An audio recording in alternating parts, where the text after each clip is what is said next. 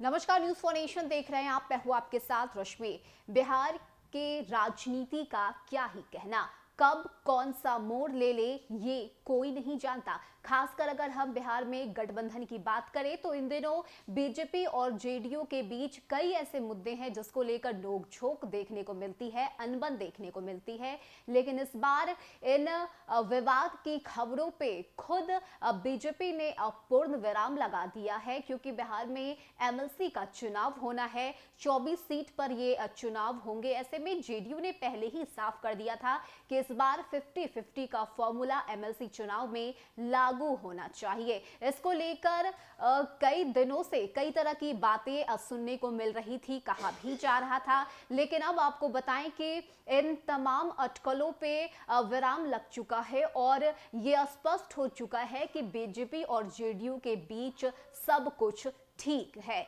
जहां आपको बताएं कि 24 सीट के बंटवारे को लेकर शाम 4 बजे प्रेस कॉन्फ्रेंस होने जा रही है, जिसमें बीजेपी और जेडीयू के लोग शामिल होंगे। ऐसे में सोचने वाली बात तो ये है कि आखिर बीजेपी और जेडीयू ने मुकेश सहनी और जितन राम मांझी को साइड क्यों कर दिया है। आपको बताएं कि मुकेश सहनी ने पहले ही ये कहा था कि 24 में से 4 सीट वीआईपी पार्टी को मिलनी चाहिए और अगर ये 4 सीट एनडीए उन्हें नहीं देता है तो मुकेश सहनी अपने दम पर चुनाव लड़ेंगे और बिहार में 24 सीट पर अपने प्रत्याशियों को उतारेंगे। तो वहीं जितन राम मांझी भी आस लगाकर बैठे हुए थे कि एनडीए कम से कम उन्हें 2 सीट तो जरूर देगी। लेकिन अब सोचने वाली और हैरानी की बात तो यह है कि शाम 4 बजे जो प्रेस कॉन्फ्रेंस होने जा रहा है, इसमें बीजेपी और जेडीयू ने मुकेश सहनी और जितन राम मांझी को न्योता तक नहीं दिया है और ना ही कोई मंत्री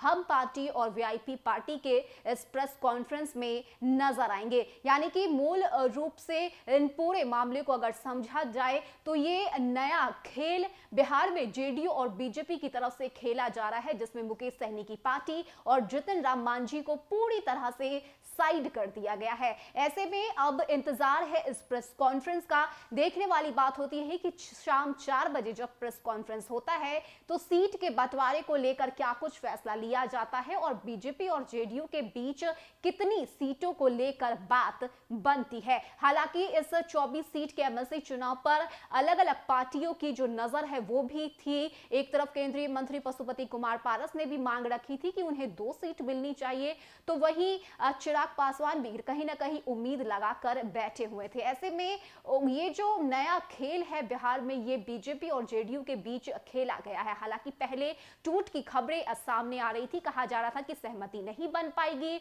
और एनडीए में बहुत जल्द एमएलसी चुनाव से पहले ही टूट भी देखने को मिल सकता है। लेकिन इन तमाम बातों पे जो पूर्ण विराम है वो बीजेपी की तरफ से लगा दिया गया है और इसको लेकर बकायदा डिप्टी सीएम तारकिशोर प्रसाद का बयान भी सामने आया, जिसमें उन्होंने ये स्पष्ट कर दिया कि एनडीए में कोई जो है विवाद नहीं है, बीजेपी जेडीयू के बीच ऑल इज वेल है। ऐसे में शाम 4 बजे प्रेस कॉन्फ्रेंस में सब कुछ साफ हो जाएगा कि आखिर बीजेपी और जेडीयू के बीच कितनी सीटों को लेकर सहमति बनी है। हालांकि इन तमाम मसले को अगर देखा जाए, समझा जाए, तो मूल रूप से यही बात निकलकर सामने आता है कि इस वक्त बीजेपी और जेडीयू ने जितन राम मांझी और मुकेश सहनी को ठेंगा दिखा दिया है। फिलहाल के लिए इतना ही। ज्यादा अपडेट के लिए आप बने रहिए न्यूज फॉर नेशन के साथ। नमस्कार।